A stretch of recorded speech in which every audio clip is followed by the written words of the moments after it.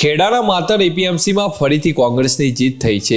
ખેડા જિલ્લાના માતર ગામે ખેતીવાડી ઉત્પન્ન બજાર સમિતિની આજે રસાકળી ભરી ચૂંટણી યોજાઈ હતી, જેમાં કોંગ્રેસની ભવ્ય જીત થઈ હતી। છેલ્લા ઘણા વર્ષોથી એપીએમસીની ચૂંટણીમાં કોંગ્રેસની જીત થતી આવી છે।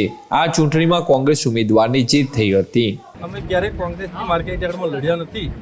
સર્વસંમતિ ખેડૂતોની પેનલ સાથે બધા જ ભેગા થઈને લડ્યા હતા અને માર્કેટ યાર્ડમાં ક્યારેય કોંગ્રેસ ભાજપની વાત અમે કરી નથી અને ખેડૂતોના હિતની જ વાત કરી છે। બે ઉમેદવાર હતા, એકને 10 મળ્યા અને એકને 8 મળ્યા। કાળીદાસ પરમારનો નંબર 1 હતો અને 2 નંબરમાં ભુરાભાઈ ભરવાડનો હતો।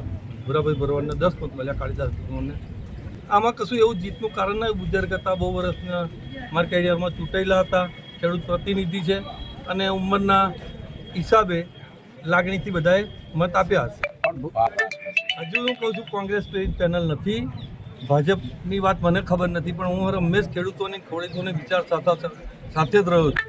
ચૂંટણી પ્રક્રિયા કેવી રીતે? પ્રક્રિયા બિલકુલ આપણે પારદર્શક, 2 ઉમેદવારના ફોર્મ ભરાવડાયા, બેઉને ચકાસણી કરી અને બેઉમાંથી પાસ થયા બેઉના ફોર્મ, એટલે બેઉના 18 બેલેટ બનાવ્યા। 18 જણને વારાફરતી ઊભા કરીને સહી કરીને બોક્સમાં નાખ્યા અને બોક્સમાંથી વારાફરતી મત ગણતરી કરી।